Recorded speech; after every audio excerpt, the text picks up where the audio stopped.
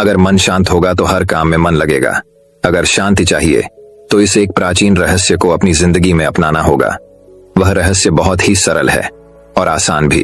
तो वह ऐसा कौन सा रहस्य है, वही हम आज के इस वीडियो में कहानियों के माध्यम से जानेंगे।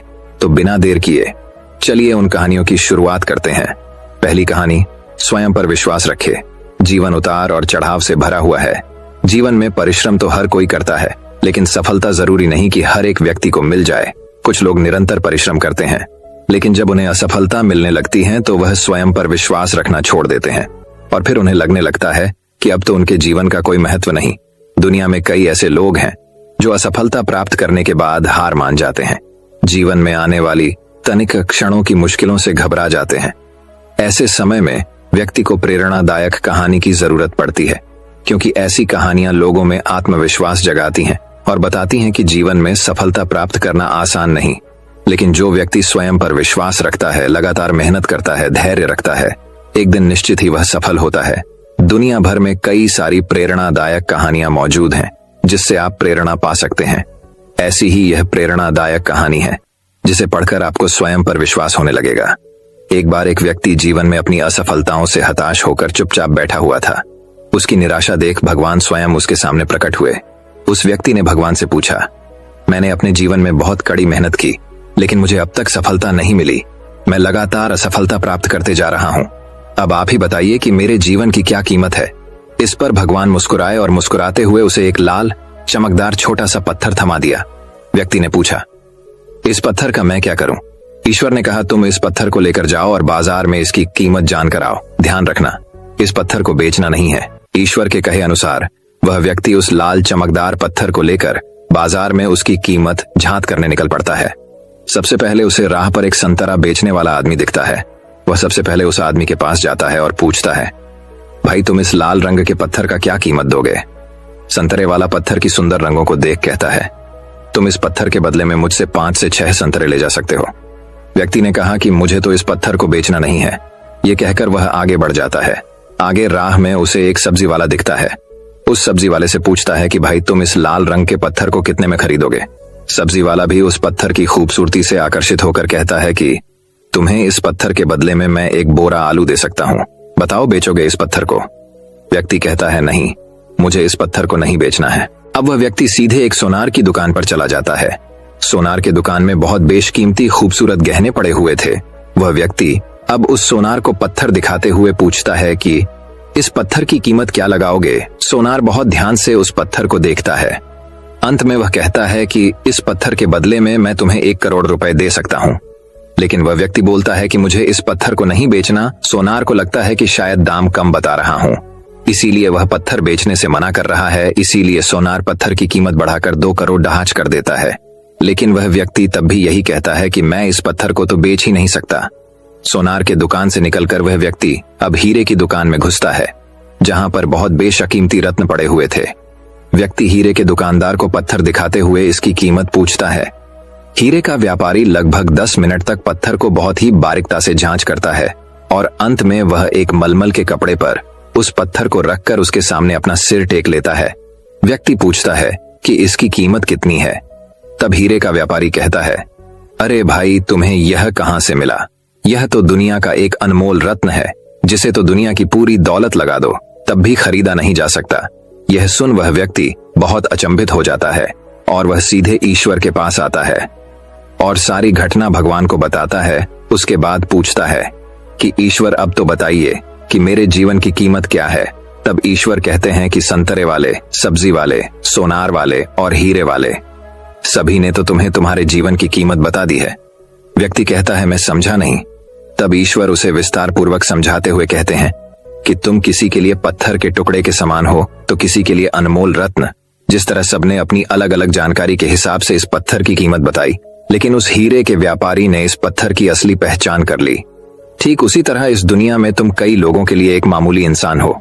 भले ही तुम में कितना भी हुनर क्यों ना हो, लेकिन वक्त के साथ यह हुनर जरूर निखर कर आता है। तुम्हें बस परिश्रम और धैर्य की जरूरत है। तो दोस्तों, इस कहानी से हमें यही सीख मिलती है कि हर मनुष्य को खुद पर विश्वास रखना चाहिए। यदि व्यक्ति को खुद पर विश्वास नहीं तो उसके जीवन की कीमत कुछ भी नहीं, क्योंकि जिसे खुद पर विश्वास होता है और जो परिश्रम करता है वह तो एक दिन हीरे के व्यापारी की तरह उसकी कीमत लोगों को समझ आने लगती है। तो दोस्तों अब चलिए हमारे दूसरे कहानी की शुरुआत करते हैं। दूसरी कहानी, इंतजार का फल, सब्र का फल मीठा होता है। आपने इस मुहावरे को जरूर सुना होगा। चलिए आज हम इस कहानी से जानते हैं कि इसका मतलब क्या होता है। इस कहानी में बताया गया है कि तारों को कैसे ईर्ष्या का भाव उत्पन्न होता है और श्री नारद मुनि उनको कैसे इस मुहावरे का अर्थ समझाते हैं। यह अत्यधिक सुंदर और प्रेरणादायक कहानी है। आप इसे पूरा जरूर सुने।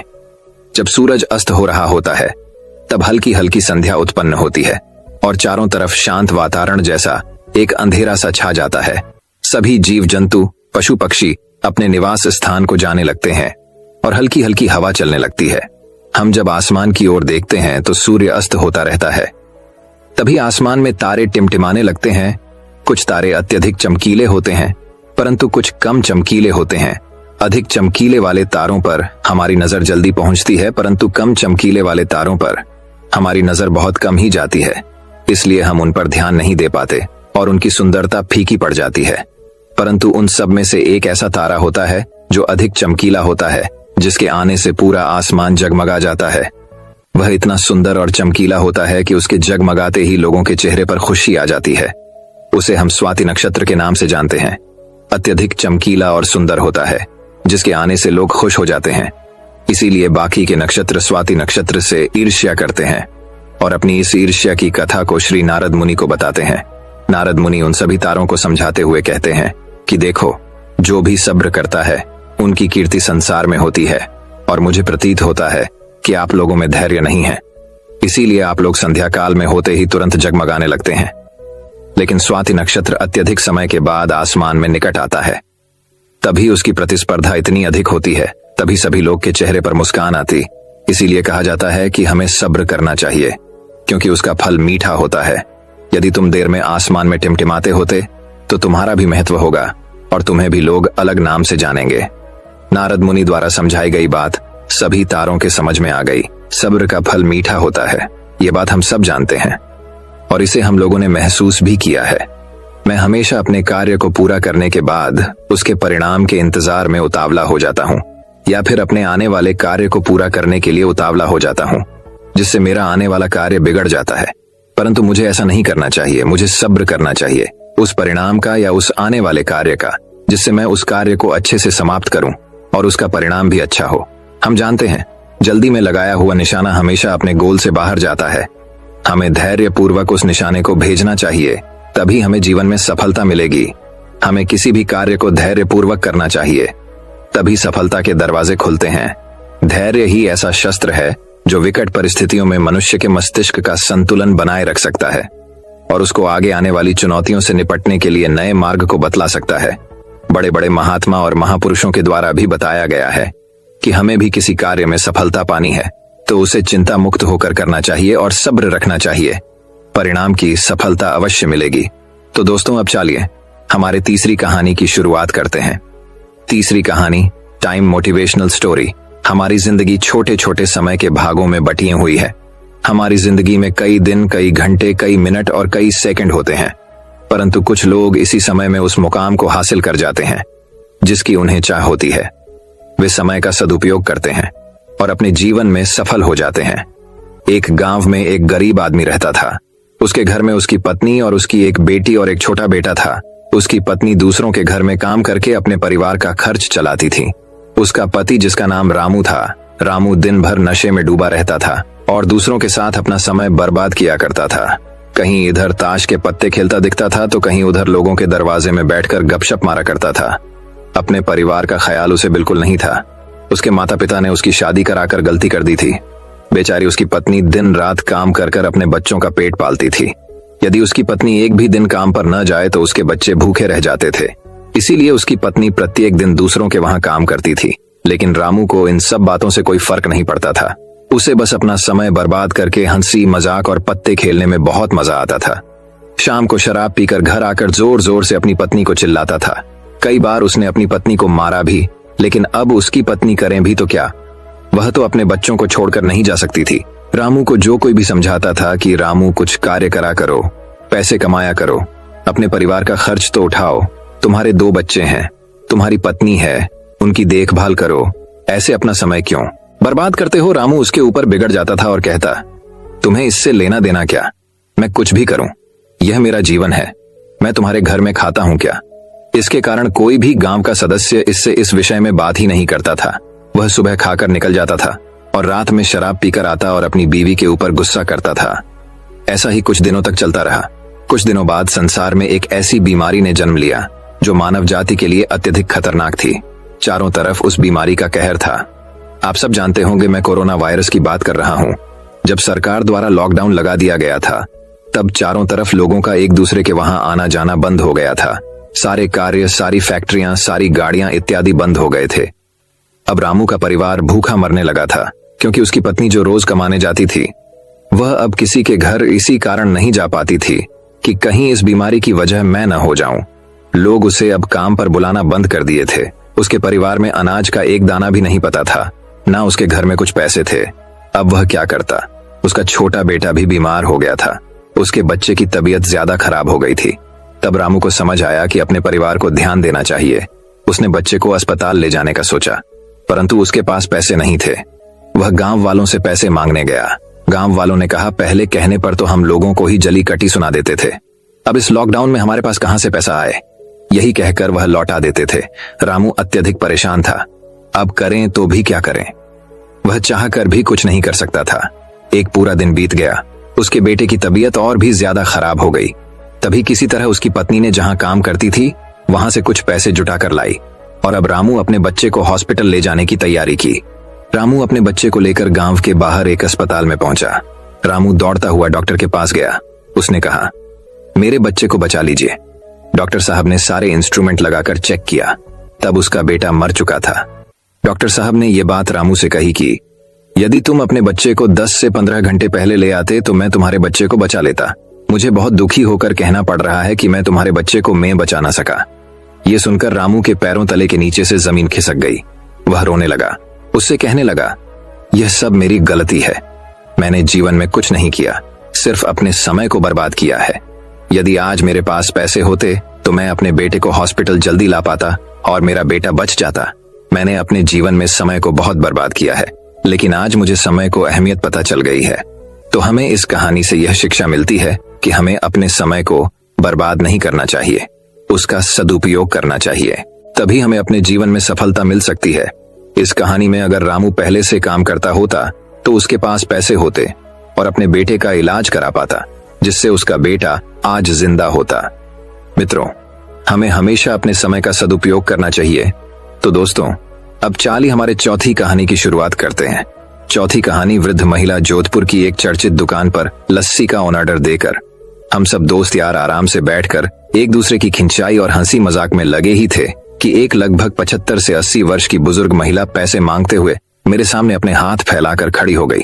उनकी कमर झुकी हुई थी, चेहरे की झुर्रियों में भूख तैर रही थी, नेत्र भीतर को धंसे हुए किंतु सजल थे। उनको देखकर मन में न जाने क्या आया कि मैंने अपनी जेब से सिक्के निकालने के लिए डाला हुआ हाथ वापस खींचते हुए उनसे पूछ लिया, दादी जी लस्सी पियेंगे?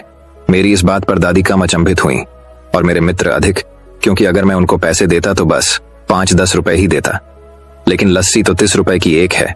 इसलिए लस्सी पिलाने से मेरे गरीब हो जाने की और उस बूढ़ी दादी के द्वारा मुझे ठग कर अमीर हो जाने की संभावना बहुत कम बढ़ गई थी। दादी ने सकुचाते हुए हामी भरी और अपने पास जो मांगकर जमा किए हुए 66 रुपए थे वो अपने कांपते हाथों से मेरी ओर बढ़ाए।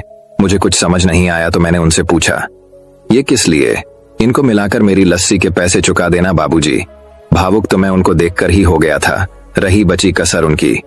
इस बात ने पूरी कर दी। एकाएक मेरी आंखें छलछला आईं और भर भराए हुए गले से मैंने दुकान वाले से एक लस्सी बढ़ाने को कहा। उसने अपने पैसे वापस मुट्ठी में बंद कर लिए और पास ही जमीन पर बैठ गई। अब मुझे अपनी लाचारी का अनुभव हुआ, क्योंकि मैं वहां पर मौजूद दुकानदार, अपने दोस्तों और कई अन्य ग्राहकों की वजह से उनको कुर्सी पर बैठने के लिए नहीं कह सका। डर था कि कहीं कोई टोक ना दे, कहीं किसी को एक भीख मांगने वाली बूढ़ी महिला के उनके बराबर में बिठाए जाने पर आपत्ति न हो जाए। लेकिन वो कुर्सी जिस पर मैं बैठा था मुझे काट रही थी। लस्सी कुल्लड़ों में भरकर हम सब मित्रों और बूढ़ी दादी के हाथों में आते ही मैं अपना कुल्लड़ पकड़कर दादी के पास ही जमीन पर बैठ गया, क्योंकि ऐसा करने के लिए तो मैं स्वतंत्र था, इससे किसी को आपत्ति नहीं हो सकती थी। हाँ, मेरे दोस्तों ने मुझे एक पल को घूरा, लेकिन वो कुछ कहते उससे पहले ही दुकान के मालिक ने आगे बढ़कर दादी को उठाकर कुर्सी पर बैठा दिया और मेरी ओर मुस्कुराते हुए हाथ जोड़कर कहा, ऊपर बैठ जाइए साहब, मेरे यहाँ ग्राहक तो बहुत आते हैं, किंतु इंसान कभी कभार ही आता है। अब सबके हाथों में लस्सी के कुल्हड़ और होठों पर सहज मुस्कुराहट थी। बस एक वो दादी ही थी जिनकी आंखों में तृप्ति के आंसू, होठों पर मलाई के कुछ अंश और दिल में सैकड़ों दुआएं थी। न जाने क्यों जब कभी हमें 10 से 20 रुपए किसी भूखे गरीब को देने या उस पर खर्च करने होते हैं तो वो हमें बहुत ज्यादा लगते हैं।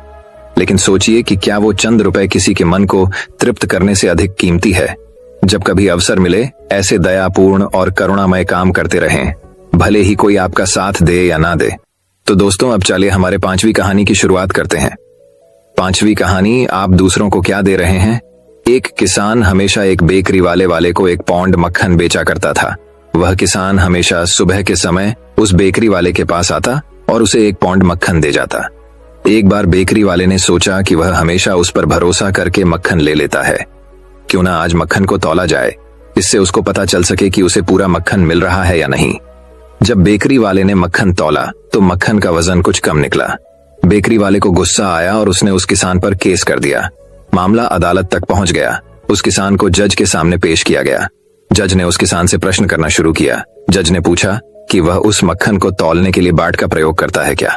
किसान ने जवाब दिया, मेरे पास तौलने के लिए बाट तो नहीं है, फिर भी मक्खन तौल लेता हूँ। जज हैरानी से पूछता है, बिना बाट के तुम मक्खन कैसे तौलते हो। इस जवाब किसान ने दिया कि वह लंबे समय से इस बेकरी वाले से 1 पाउंड ब्रेड का लोफ खरीदता है। हमेशा ये बेकरी वाला उसे देकर जाता है और मैं उतने ही वजन का उसे मक्खन तौल कर दे आता हूँ किसान का।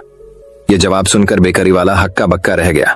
शिक्षा, इस बेकरी वाले की तरह ही हम भी अपने जीवन में वो ही पाते हैं जो हम दूसरों के देते हैं। एक बार आप सोचिए, आप दूसरों को क्या दे रहे हैं, धोखा, दुख, ईमानदारी, झूठ या फिर वफा। तो दोस्तों, अब चलिए हमारी 6ठी कहानी की शुरुआत करते हैं। 6ठी कहानी, हर व्यक्ति का महत्व। एक बार एक विद्यालय में परीक्षा चल रही थी। सभी बच्चे अपनी तरफ से पूरी तैयारी करके आए थे। कक्षा का सबसे ज्यादा पढ़ने वाला और होशियार लड़का अपने पेपर की तैयारी को लेकर पूरी तरह से आश्वस्त था। उसको सभी प्रश्नों के उत्तर आते थे, लेकिन जब उसने अंतिम प्रश्न देखा तो वह चिंतित हो गया। सबसे अंतिम प्रश्न में पूछा गया था कि विद्यालय में ऐसा कौन व्यक्ति है जो हमेशा सबसे पहले आता है, वह जो भी है उसका नाम बताइए। परीक्षा दे रहे सभी बच्चों के ध्यान में एक महिला आ रही थी। वही महिला जो सबसे पहले स्कूल में आकर स्कूल की साफ सफाई करती। पतली, सांवले रंग की और लंबे कद की उस महिला की उम्र करीब 50 वर्ष के आसपास थी। ये चेहरा वहां परीक्षा दे रहे सभी बच्चों के आगे घूम रहा था, लेकिन उस महिला का नाम कोई नहीं जानता था। इस सवाल के जवाब के रूप में कुछ बच्चों ने उसका रंग रूप लिखा तो कुछ ने इस सवाल को ही छोड़ दिया। परीक्षा समाप्त हुई और सभी बच्चों ने अपने अध्यापक से सवाल किया कि इस महिला का हमारी पढ़ाई से क्या संबंध है। इस सवाल का अध्यापक जी ने बहुत ही सुंदर जवाब दिया। ये सवाल हमने इसलिए पूछा था कि आपको यह एहसास हो जाए कि आपके आसपास ऐसे कई लोग हैं जो महत्वपूर्ण कामों में लगे हुए हैं और आप उन्हें जानते तक नहीं। इसका मतलब आप जागरूक नहीं हैं। शिक्षा, हमारे आसपास की हर चीज व्यक्ति का विशेष महत्व होता है, वह खास होता है, किसी को भी नजरअंदाज नहीं करें। तो दोस्तों, अब चले हमारे 7वीं कहानी की शुरुआत करते हैं। 7वीं कहानी, अपना हुनर कभी नहीं भूलें। एक बार एक राजा था। उसके राज्य में सभी अच्छे से चल रहा था। उस राजा ने अपने सैनिकों को बढ़ाने के लिए बहुत मेहनत की थी। तलवारबाजी, खेलकूद और शासन कला, ये गुण तो सभी राजाओं में होते ही है, लेकिन इस राजा को इसके अलावा एक और भी शौक था। वह था कालीन बुनना। ये गुण हर किसी राजाओं में नहीं मिलता। राजा के इस काम को बहुत पसंद किया जाता था, लेकिन इसके साथ ही यह भी कहा जाता था कि यह काम एक राजा के लायक का नहीं होता। एक बार की बात है जब वह राजा अपने सैनिकों के साथ जंगल में शिकार के लिए गया। वहां पर अचानक वह अपने सैनिकों से बिछड़ गया। राजा को अकेला देख वहां के डाकुओं ने उस पर हमला बोल दिया और उसे बंदी बना दिया। राजा के पास से कुछ नहीं मिलने के कारण डाकुओं ने राजा को मारने का निर्णय किया। इस पर राजा को एक युक्ति सूझी। राजा ने डाकुओं से कहा कि यदि तुम मुझे कालीन बुनने का सामान ला दो तो मैं तुम्हें इस राज्य के राजा से 100 सोने के सिक्के दिलवाऊंगा। इस पर डाकू मान गए। राजा को कालीन बुनने का सामान दिया गया। राजा ने कालीन बुनना शुरू किया। जब ये कालीन पूरा बुन दिया तो इसे राजभवन में भेजा गया।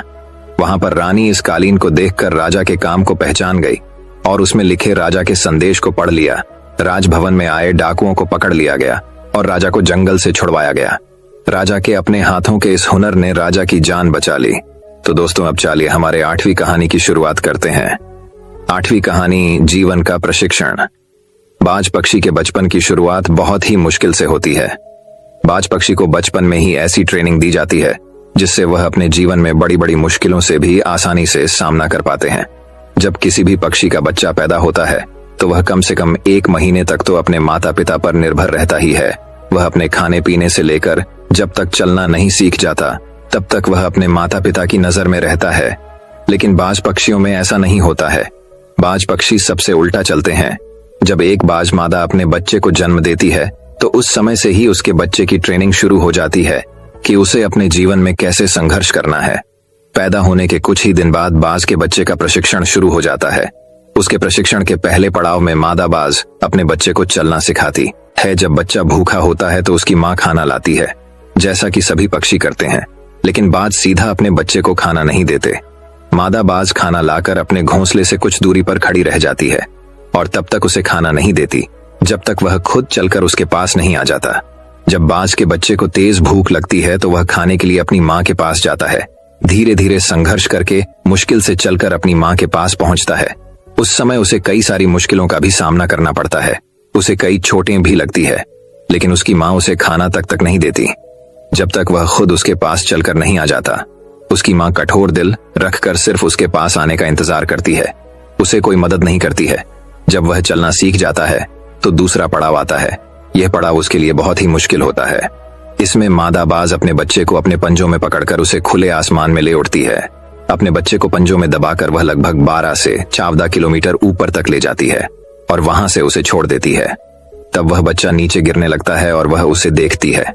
जब उसका बच्चा 1 या 15 किलोमीटर तो बच्चे को डर लगने लगता है कि वह अब मर जाएगा और अपने पंख फड़फड़ाने लगता है। उड़ने की पूरी कोशिश करता है, फिर भी वह उड़ नहीं पाता। तो मादा बाज उसे झट से आकाश में ही पंजों में पकड़ लेती है और उसे जमीन पर गिरा देती है। ऐसा उसकी माँ तब तक करती है जब तक वह पूरी तरह से उड़ना नहीं सीख जाता। इस प्रकार से एक बाज के बचपन की शुरुआत होती है और उसे इस कठिन प्रशिक्षण को करना पड़ता है। इस कठिन प्रशिक्षण से वह अपने जीवन में बहुत कुछ सीखता है। इसके कारण ही वह अपने से दुगुना वजनी का भी आसानी से शिकार कर सकता है और उसे आसमान में ले उड़ता है। इस प्रशिक्षण से वह मजबूत और शक्तिशाली हो जाता है। हमें बाज के इस प्रशिक्षण से जीवन में बड़ी सीख मिलती है। हर व्यक्ति, जानवर या पक्षी अपने बच्चों से बहुत प्यार करता है। इसका मतलब ये नहीं कि वह उसे अपने पर ही निर्भर रहने दें। उसे जिंदगी में मुश्किलों का सामना करना भी सिखाएं, जिसके कारण वह अपनी प्रतिभा दिखा सके और अपने एक बेहतर व्यक्तित्व कायम कर सके। हमेशा अपने बच्चों को ये ही सिखाए कि जिंदगी का दूसरा नाम ही संघर्ष है। अपने जीवन में यदि कुछ भी हासिल करना है तो संघर्ष करना ही पड़ेगा। तो दोस्तों, अब चलिए हमारे 9वीं कहानी की शुरुआत करते हैं। 9वीं कहानी, सफलता रिश्तों से मिलती है। हमारे जीवन में हमें अपने माता पिता बहुत काम करने से रोकते हैं कि तुम ये नहीं करोगे, तुम वहां पर नहीं जाओगे, तुम्हें ये ही करना पड़ेगा। हमें कई काम करने से रोकते हैं। क्या आपको लगता है कि वो हमें रोक कर गलत कर रहे हैं? क्या इनके रोकने से हम सफल नहीं हो रहे हैं? यदि आप यह सोचते हैं तो आपको यह प्रेरणादायक कहानी जरूर सुननी चाहिए। एक बार एक व्यक्ति और उसका बेटा दोनों अपने घर की छत पर पतंग उड़ा रहे थे। पतंग बहुत ही ऊंची उड़ रही थी, वो बादलों को छू रही थी। तब उसका बेटा उस व्यक्ति से कहता है कि पापा, ये पतंग इस डोर से बंधी हुई है, जिस कारण और ऊंची नहीं जा रही है। इस डोर को तोड़ दिया देना चाहिए। बेटे की ये बात सुनकर उसका पिता उसके कहने पर वो डोर तोड़ देता है। उसका बेटा बहुत खुश होता है। वह पतंग टूट जाने से बहुत ऊंचाई पर पहुंच जाती है, लेकिन फिर कुछ समय बाद वह कहीं दूर जाकर खुद ही नीचे गिर जाती है। ये देख उस व्यक्ति का बेटा उदास हो जाता है। फिर वह व्यक्ति उसे कहता है कि अक्सर हमें लगता है कि हम जिस ऊंचाइयों पर है उस ऊंचाई से और भी ऊपर जाने से कुछ चीजें हमें रोक रही हैं, जैसे हमारा अनुशासन, रिश्ते, माता पिता और परिवार। इसकी वजह से हमें लगता है कि हम अपने जीवन में इस कारण ही सफल नहीं हो रहे हैं। इन सब से हमें आजाद हो जाना चाहिए। जैसा कि पतंग अपनी डोर से बंधे हुए रहती है और उस डोर की मदद से वह कई ऊंचाइयों को छू लेती है, उसी तरह हम भी अपने परिवार और रिश्तेदारों से बंधे हुए हैं। यदि हम इस धागे से जुड़े हुए रहेंगे तो कई ऊंचाइयों को छू लेंगे, लेकिन यदि हम इस धागे तो तोड़ देंगे तो ठीक इसी पतंग की तरह कुछ समय तक ही सफलता से उड़ पाएंगे, अंत में नीचे गिरकर ही रहेंगे। ये पतंग जब तक नई ऊंचाइयों को हासिल करेगी तब तक वह अपनी डोर से बंधी हुई है, लेकिन जब पतंग अपनी डोर से मुक्त हो जाती है तो वह कुछ समय में ही नीचे गिर जाती है। उसी प्रकार हमें भी अपने जीवन में रिश्तों की डोर से बंधे हुए रहना चाहिए, जिससे हम अपने जीवन में नई ऊंचाइयां हमेशा हासिल करते रहे। तो दोस्तों, अब चलिए हमारे 10वीं कहानी की शुरुआत करते हैं।